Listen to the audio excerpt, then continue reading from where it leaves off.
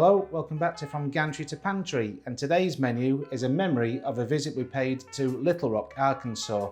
We were there to cover a fight between the undefeated, undisputed world champion of the middleweight division, Jermaine Taylor, and he fought a Ugandan, Kassim Ouma. Now, Kassim Ouma's backstory is incredible. If you have the chance, do research it. Whilst we were there, we went to this place, the Whole Hog Cafe, and they were at the time the world champion barbecue experts. It was my opportunity to try ribs for the first time. Some of my colleagues had the wings and the brisket, etc. And today we're going to have a go at replicating using our own take on the ribs and the rubs used on the ribs, and then we're going to take it all outside to cook on the barbecue.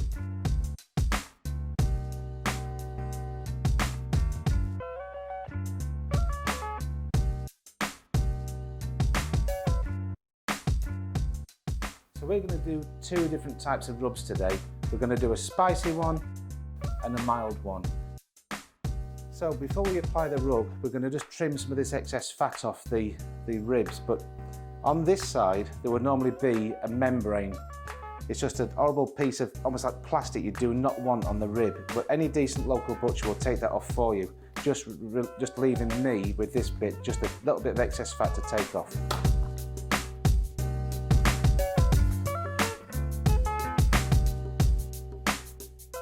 I'm going to take all of the fat off, because obviously fat's flavour, isn't it? So again, membrane's been taken off. Just going to take some of the bigger pieces of the fat off. First rub we're going to put on is the spicy one. So let's just coat it, get it rubbed in, try and squash it into all the nooks and crannies.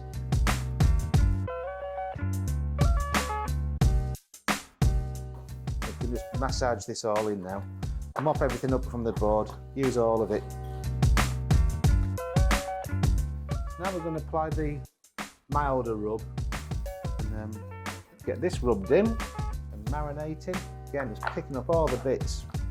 This one's not as heavy as the spicier one, but people's preference, like the ones of us who are having this milder one, we just don't like it heavy and thick in rub, and so try and do it to suit everybody.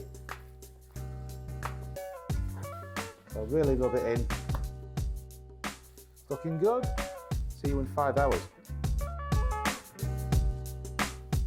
Okay, so we've moved outside to the beautiful barbecue. I'm going to start loading these up. What I'm doing is inside of this barbecue there's a protective mat you can use. Makes the cleaning process a lot easier afterwards. So they can stay like that now for 2 hours, and then we'll take them back out, wrap them in foil, give them another 2 hours. Right, so 1 hour in, we're going to try and flip these over to the cook on both sides. That's the spicy one. That's already got a bit of cooking bark on it, so it's working. Number 2. Number 3. I'm getting there. Number 4. Hopefully. There we go. So lid down, another hour. Right, so 2 hours in. We're going to take them out, douse them in apple juice, wrap them into the tin foil and put them back in for another 2 hours.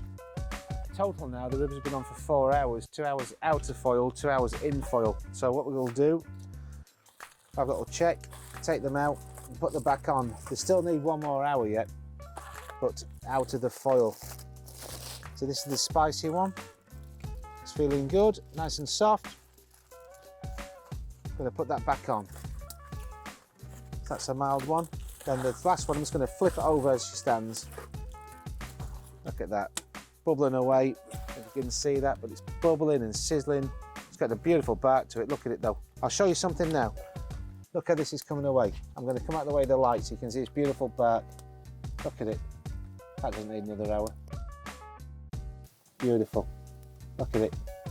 Absolutely gorgeous. Moment of truth. Earth, Wind and Fire playing on the radio. Glass of red at my side. Let's just see. I think we're in there. Yep. I'm thinking these ribs might be as good as the ones from the Whole Hog Cafe. Maybe even better than the fight that we were there to cover.